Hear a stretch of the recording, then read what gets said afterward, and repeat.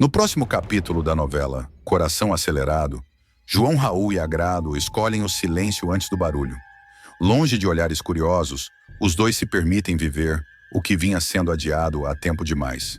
Não há encenação nem estratégia, apenas a decisão clara de parar de fugir.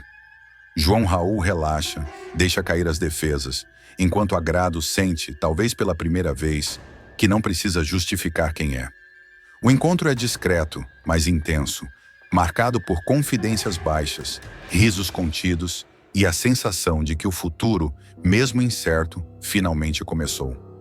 Do outro lado da história, o clima é bem menos sereno. Sinara tenta espalhar intrigas ao envenenar Nora contra Janete, pintando a rival como desequilibrada. Só que a jogada dá errado. Cansada de manipulações e percebendo a malícia por trás das palavras, Nora corta o mal pela raiz e expulsa Sinara de casa, deixando claro que não vai mais servir de plateia para jogos sujos. Enquanto isso, uma discussão explosiva entre Zilá e Janete sai do controle. No calor do embate, Janete deixa escapar que encontrou Alaorzinho e a revelação atinge Zilá como um soco. Fantasmas do passado ressurgem. A lembrança de como ela manipulou a própria irmã, levando-a a acreditar por anos que havia matado Jean Carlos. Culpa e pânico se misturam, com um medo crescente de que segredos enterrados voltem à tona. Antes de continuar, clique no botão de gostei, se inscreva no canal e comente de qual cidade você assiste a novela. Nayane, por sua vez, segue firme em sua cruzada virtual. A influenciadora intensifica ataques e insinuações contra Agrado, enquanto Ronei e Bara assistem fascinados, quase hipnotizados pela frieza estratégica e pelo alcance das postagens. Esteban observa atento o novo visual de Nayane, mais ousado, milimetricamente pensado para dominar narrativas e provocar reações. E como se não bastasse, Zilá faz uma descoberta inquietante ao perceber que Agrado é prima de Nayane, conectando conflitos que pareciam isolados. Sozinha, acuada e cheia de rancor, Sinara relembra o encontro secreto entre Zilá e Jean Carlos. Ela entende que essa história mal resolvida ainda tem potencial para virar o jogo e explodir como uma bomba nos próximos capítulos. O maior segredo de Zilá está prestes a vir à tona nos próximos capítulos de Coração Acelerado, e a revelação promete mudar os rumos da trama de forma irreversível. Sinara, que nunca foi do tipo distraída, acabará ligando peças soltas de um quebra-cabeça antigo e chegará a uma conclusão estarrecedora. Foi Zilá quem causou a morte de Jean Carlos, empurrando o criminoso ribanceira abaixo anos atrás. Tudo começará de forma aparentemente banal, quase despretensiosa. Sinara estará na mansão da família Amaral, circulando pelos cômodos com um olhar curioso de quem observa mais do que deveria. Oficialmente, ela terá ido ao local por outro motivo, mas, assim que perceber que está sozinha, não resistirá à tentação de explorar cada canto da casa. Gavetas, aparadores, estantes, prateleiras e álbuns antigos chamarão sua atenção, como se algo ali estivesse esperando para ser encontrado. Sinara andará pela sala principal, passará pelo corredor das suítes e acabará chegando a um espaço mais reservado, onde ficam guardadas fotografias antigas da família. O ambiente silencioso será quebrado apenas pelo som suave de seus passos e pelo folhear cuidadoso das fotos.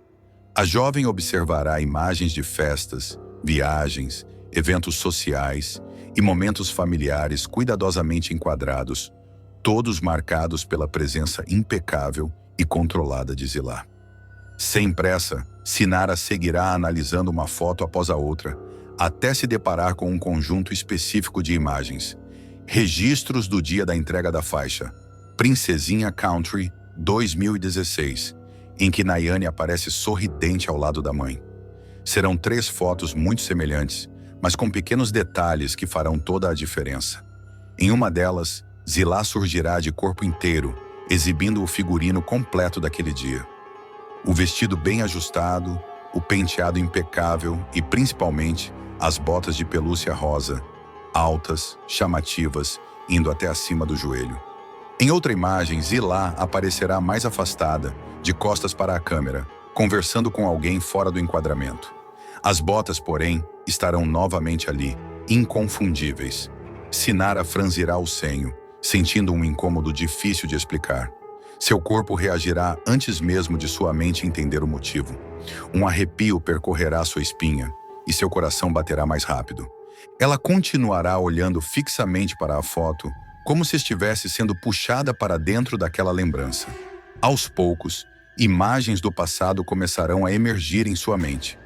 O barulho do vento forte, a noite mal iluminada, o cheiro de terra úmida, o desespero estampado no rosto de Jean Carlos. Sinara se lembrará com clareza perturbadora do momento da tragédia. Ela não viu o rosto da mulher que empurrou o criminoso, mas jamais esqueceu um detalhe específico: as botas. O estalo será imediato. Sinara arregalará os olhos, sentindo o sangue gelar. As botas de pelúcia rosa, iguais, exatamente iguais às que estavam na foto. Não apenas parecidas, iguais demais para serem coincidência. A jovem sentirá as pernas ficarem bambas e precisará se apoiar em um móvel para não cair. O silêncio da mansão parecerá ensurdecedor. A lembrança ficará cada vez mais nítida. Sinara verá, em sua mente, a silhueta feminina empurrando Jean Carlos sem hesitação, o corpo dele perdendo o equilíbrio e despencando ribanceira abaixo. A voz de Zilá não ecoou naquela noite, mas agora ecoará dentro da cabeça de Sinara, como um sussurro antigo finalmente decifrado. É nesse instante que Irene surgirá no ambiente, trazendo uma taça de champanhe. A presença da mulher quebrará o transe de Sinara, que rapidamente recompõe a expressão, fingindo normalidade. Irene comentará algo banal, alheia ao turbilhão que se forma na mente da jovem. O champanhe chegou na hora perfeita. Hora de comemorar, dirá ela, estendendo a taça. Sinara aceitará a bebida, forçando um sorriso calculado. Por fora parecerá leve e descontraída. Por dentro estará em êxtase. Seus olhos voltarão discretamente para a foto que ainda segura nas mãos. A imagem de Zilá e Nayane sorrindo ganhará um novo significado. Pelúcia cor-de-rosa, igual a essa não tem não, comentará Sinara, em tom aparentemente casual, enquanto seu olhar brilhará de forma perigosa. A jovem dará um gole no champanhe e sentirá o gosto da vitória antecipada. A lembrança do empurrão retornará com força total, agora sem dúvidas, sem lacunas. Sinara terá certeza absoluta de que foi Zilá quem matou Jean Carlos. O passado, que por tanto tempo permaneceu enterrado, finalmente encontrou uma fresta para emergir. Sinara sorrirá sozinha, segurando a taça com firmeza. Que revelação, depois de tanto tempo, pensará satisfeita. A sensação será de triunfo silencioso. Ela saberá que acaba de colocar as mãos em uma arma poderosa, capaz de desmontar a imagem impecável de Zilá e virar o jogo de forma definitiva. Sem levantar suspeitas, Sinara guardará a informação como quem guarda um trunfo. Seus olhos percorrerão novamente a mansão, agora com outro olhar. Nada mais ali parecerá intocável. Nada mais parecerá seguro. A partir daquele momento, Zilá passará de Madame Intocável a alvo silencioso de uma vingança que começa a ser cuidadosamente arquitetada.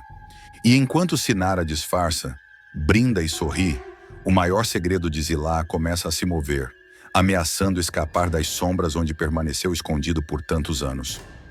Sinara continuará ali, fingindo ouvir Irene, mas sua mente já estará quilômetros à frente. Cada palavra dita no salão ecoará distante, irrelevante diante da bomba que acaba de explodir silenciosamente dentro dela. A jovem respirará fundo, como quem precisa manter o controle para não rir fora de hora.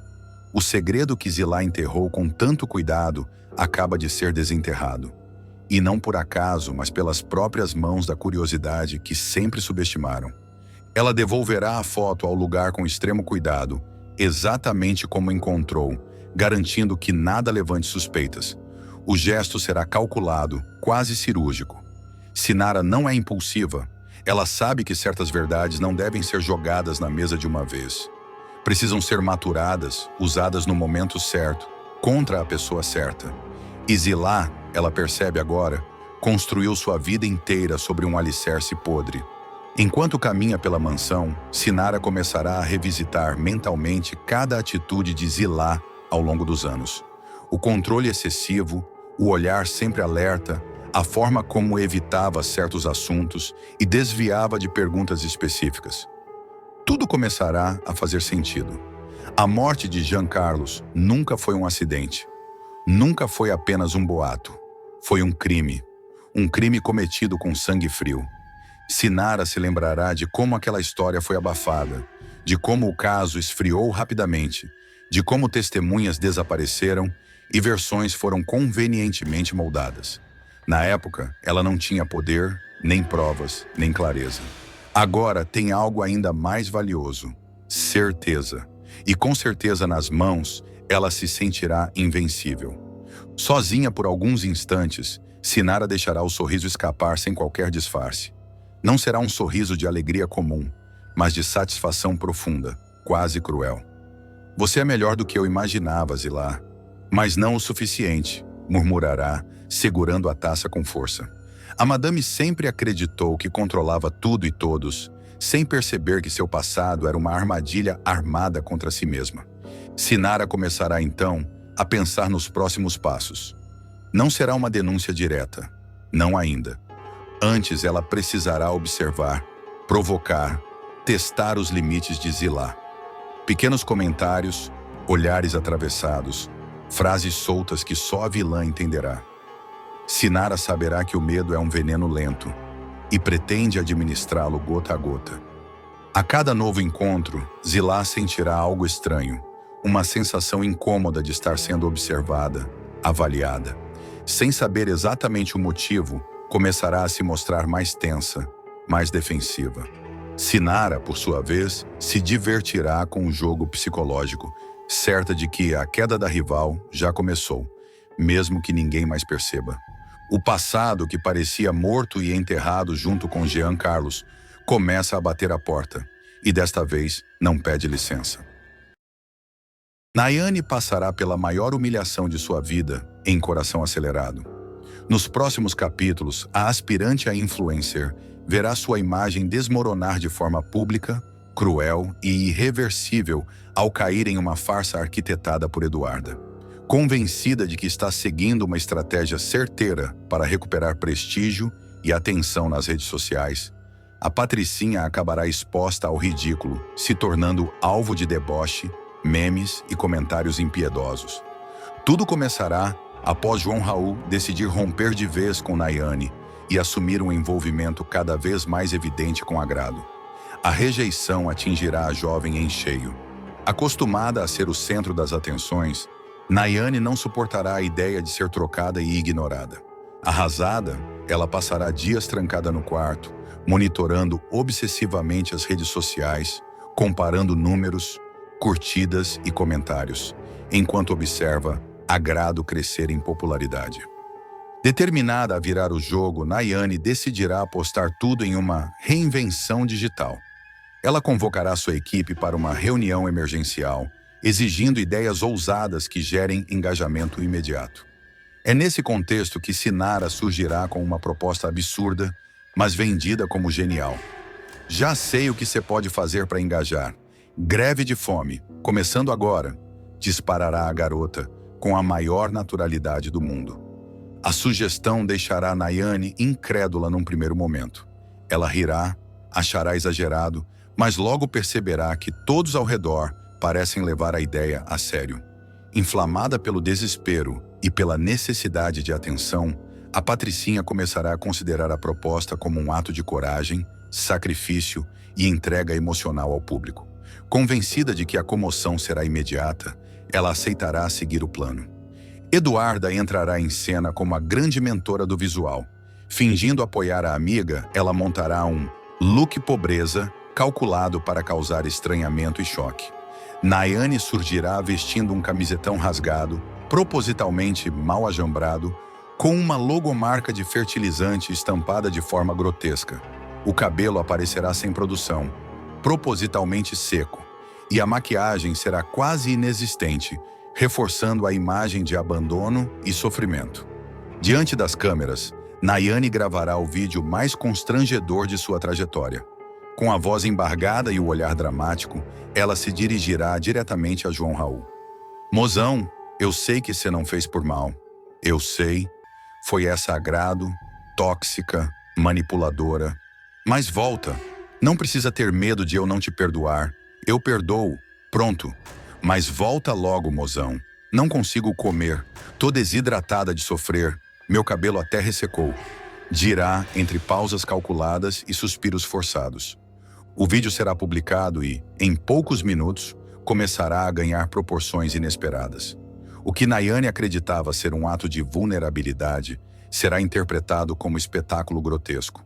Os comentários se multiplicarão, primeiro com estranhamento, depois com ironia, até se transformarem em puro deboche. Prints do visual circularão em grupos, páginas de humor e perfis especializados em memes. A repercussão ganhará ainda mais força quando humoristas famosos, em participações especiais, passarem a imitar Nayane, exagerando sua fala, o drama e o figurino pobrecório.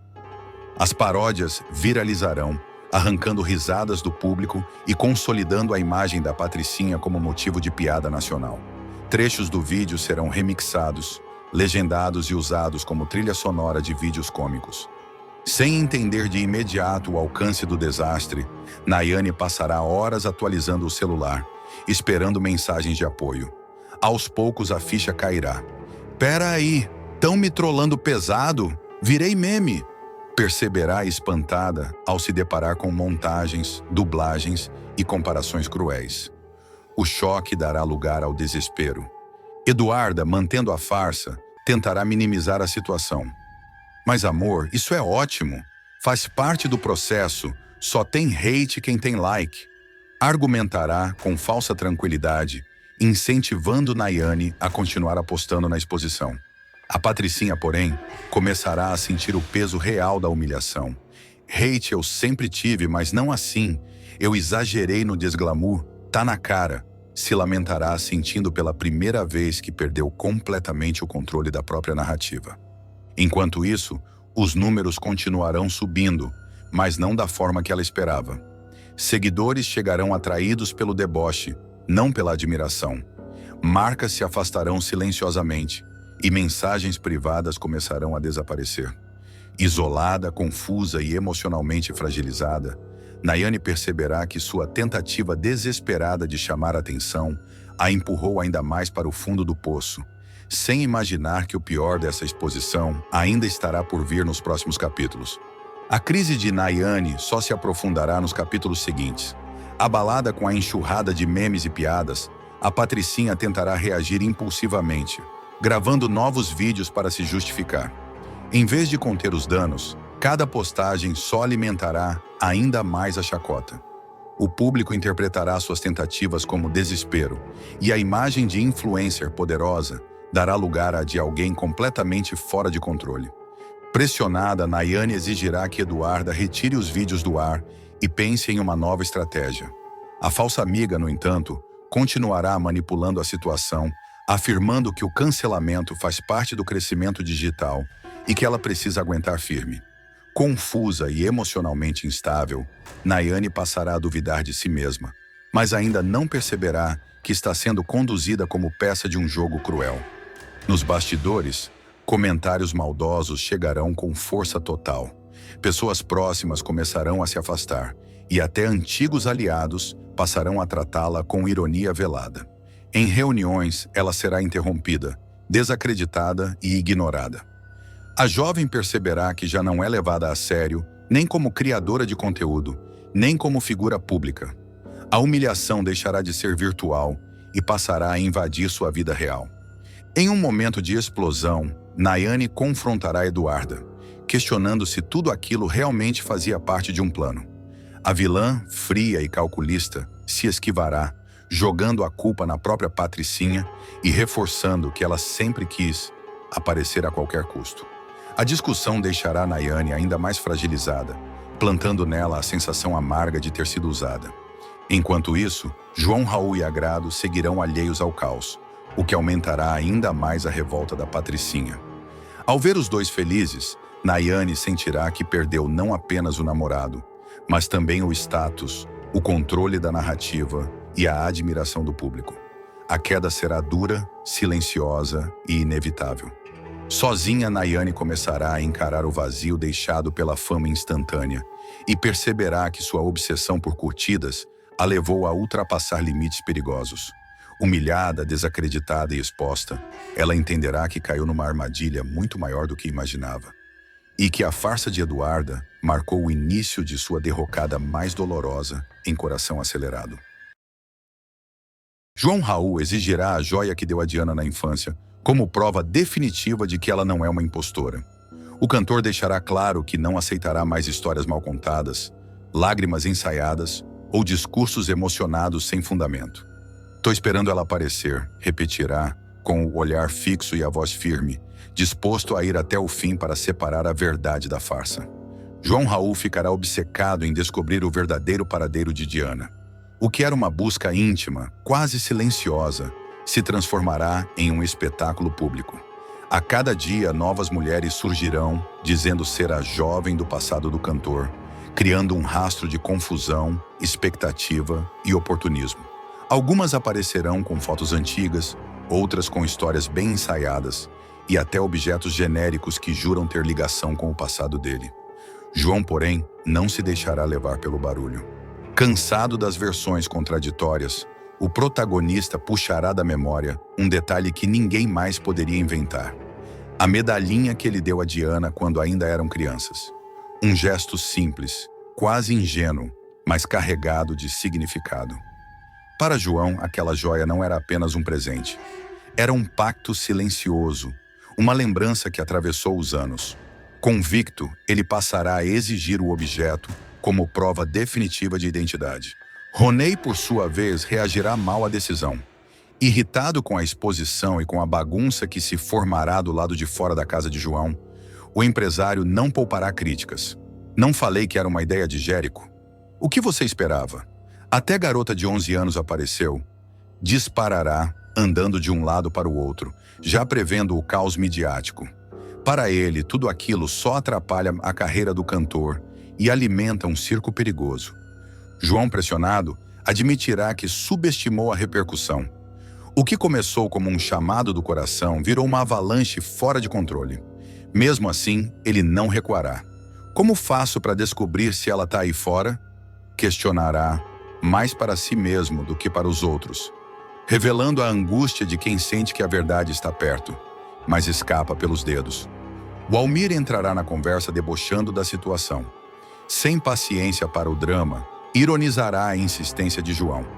"Vai passar um mês aqui conversando com uma por uma? Não dá", soltará, arrancando risos nervosos e aumentando a tensão no ambiente. Para ele, a busca já ultrapassou todos os limites do razoável. Ronei reforçará o apelo para que o cantor abandone tudo de vez. Apontará para a agenda lotada, os compromissos inadiáveis e principalmente para a multidão que se forma do lado de fora. "Você tem que ir para o estádio. Não dá nem para sair de casa com essa gente aí", reclamará, quase perdendo o controle. A imagem de João, cercado por fãs e curiosas, começará a virar manchete. Sob pressão, João se recolherá por alguns instantes. Silencioso, ele revisitará o passado, puxando lembranças que estavam guardadas a 7 chaves. É então que outro detalhe virá à tona, ainda mais forte: a pulseira que ele deixou com Diana, ou agrado, quando eram crianças. Um objeto único, simples, mas impossível de ser replicado sem conhecer a história completa. Esse detalhe reacenderá a chama da certeza dentro dele. Decidido, João irá até a porta, ignorando os protestos de Ronei e o Almir. Do outro lado, uma multidão de mulheres aguarda, cada uma acreditando ser a escolhida. O cantor respirará fundo e anunciará, em alto e bom som, o que vai querer.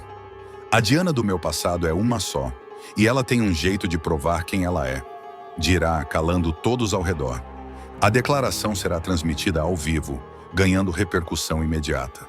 No ônibus, em meio à rotina simples e ao barulho da cidade, Agrado assistirá tudo pela tela do celular. O coração dela acelerará ao ouvir as palavras de João. Cada frase parecerá atravessá-la como um raio, despertando emoções antigas que ela tentou enterrar. João continuará, deixando claro que não há espaço para improviso. Há 10 anos eu entreguei uma coisinha para ela, e ela deixou uma coisa dela aqui comigo que eu ainda tenho. Explicará, elevando ainda mais a expectativa. A multidão ficará em silêncio absoluto.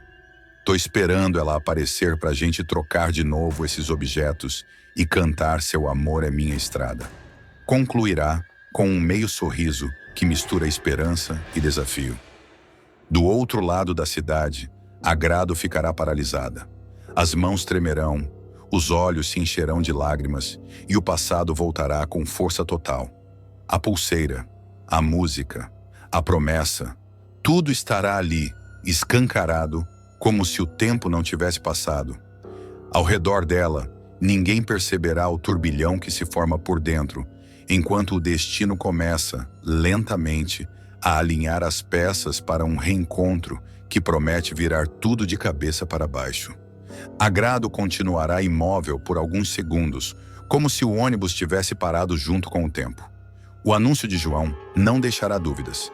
Não se trata de mais um chamado genérico, mas de um recado direto, quase íntimo, direcionado apenas a quem realmente viveu aquele passado com ele.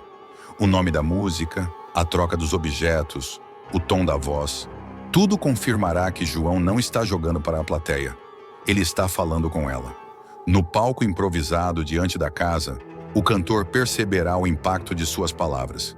A multidão reagirá de forma desigual. Algumas mulheres se revoltarão, outras se entreolharão em silêncio, e muitas começarão a recuar, percebendo que não tem como sustentar a farsa.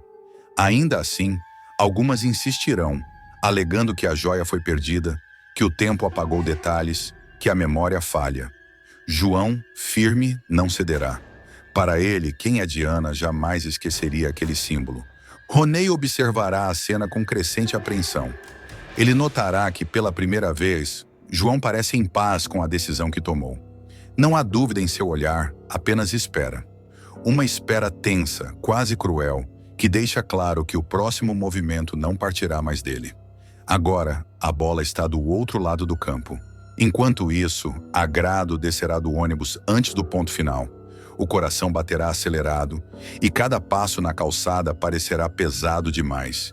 Ela tocará instintivamente a pulseira, como se precisasse confirmar que aquilo não é apenas lembrança. A peça estará ali, intacta, guardada todos esses anos, não por acaso, mas por medo, vergonha e silêncio. O passado que ela tentou apagar começa a exigir presença. João encerrará a transmissão sem dar margem para novas perguntas. Ele entrará em casa ignorando pedidos da imprensa e o burburinho do lado de fora.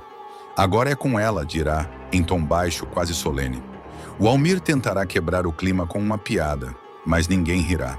Até Ronei entenderá que algo mudou de forma irreversível.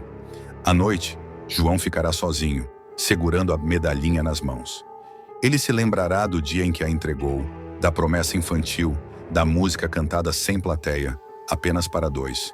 Do outro lado da cidade, Agrado encarará o espelho, dividida entre o desejo de fugir e a necessidade de enfrentar a verdade. A troca dos objetos, anunciada como um gesto simples, ganhará contornos de acerto de contas com o passado. O destino de João Raul e Agrado começará a se cruzar novamente, não mais como lembrança distante, mas como uma verdade prestes a ser colocada à prova, diante de todos. A vida de Agrado vira do avesso com uma sequência de revelações que chegam sem pedir licença. Criada acreditando que sua história se resumia à relação intensa e cheia de silêncios com a mãe, a jovem será confrontada com verdades que estavam enterradas há décadas. O primeiro baque vem quando ela descobre que possui outros parentes vivos, espalhados por caminhos que nunca imaginou cruzar. O segundo, ainda mais devastador, surge ao saber que seu pai foi um criminoso envolvido em esquemas obscuros. Mas é a terceira revelação que implode qualquer tentativa de equilíbrio. Agrado é prima de Nayane, justamente a mulher apresentada ao público como namorada de fachada de João Raul. Enquanto isso, sem ter a menor ideia do vendaval que se aproxima, Agrado e João Raul se reencontram nos bastidores de uma festa sertaneja. O clima entre eles é de estranhamento misturado com uma familiaridade difícil de explicar. Há olhares longos demais, silêncios que dizem mais do que palavras e uma sensação persistente de déjà vu. Nenhum dos dois percebe, naquele momento, que compartilham um passado mais íntimo e perigoso do que supõem. Sem coragem de abrir o jogo e pressionados pela intensidade do reencontro, os dois acabam se aproximando rapidamente. Entre risadas nervosas e lembranças soltas, eles cantam juntos, trocam confidências e se permitem um beijo que parece suspender o mundo ao redor. A conexão cresce de forma avassaladora, e João Raul propõe que se afastem de tudo por alguns dias. Isolados no rancho do cantor, longe das redes sociais e dos holofotes, eles passam 2 dias compondo uma música que fala de destinos cruzados, promessas quebradas e verdades que insistem em vir à tona. O refúgio, porém, dura pouco. Quando voltam à realidade e ligam os celulares, o choque é imediato. Há uma avalanche de mensagens, ligações perdidas, alertas de notícias e vídeos que se espalharam como fogo em palha seca. O show improvisado que fizeram no bar Mequetrefe viralizou e a internet não perdoa. Comentários, teorias e acusações tomam conta das redes sociais e muita gente passa a acreditar que João Raul está traindo Nayane com agrado. A pressão aumenta quando veículos de fofoca começam a investigar a vida da jovem desconhecida que apareceu ao lado do cantor. Em poucas horas, informações desencontradas surgem, nomes são citados sem cuidado e alguém liga os pontos que deveriam permanecer ocultos. O parentesco entre Agrado e Nayane começa a circular em grupos de mensagens, ainda como boato, mas com força suficiente para causar estragos. Completamente confuso, João Raul confronta Agrado assim que percebe a dimensão do caos. Que é isso? Você é prima da Nayane? Mas e aquilo que você me contou da tua mãe, que você nem tinha família? Que está acontecendo? Questiona ele, visivelmente abalado. Agrado, pálida, sente o chão desaparecer sob seus pés. Eu não tô entendendo nada, responde com a voz falhando, incapaz de organizar pensamentos que se atropelam. O choque ganha contornos ainda mais dramáticos quando Agrado ouve um áudio desesperado da mãe, Janete. A mensagem chega como um soco no estômago. Agrado, filha, não sei onde você tá, por que você não atende, mas quero demais que você ouça a verdade da minha boca. Me perdoa, meu amor, perdoa sua mãe, diz ela aos prantos. Janete está em bom retorno por causa do estado grave de Eliomar e já foi confrontada por Nayane e Zilá, que exigiram respostas imediatas sobre um passado que nunca foi devidamente esclarecido. A partir desse momento, Agrado percebe que não há mais como fugir. As peças começam a se encaixar de forma dolorosa. Os silêncios da mãe, as mudanças repentinas de assunto, o medo sempre presente quando certos nomes eram mencionados. Tudo ganha um novo significado.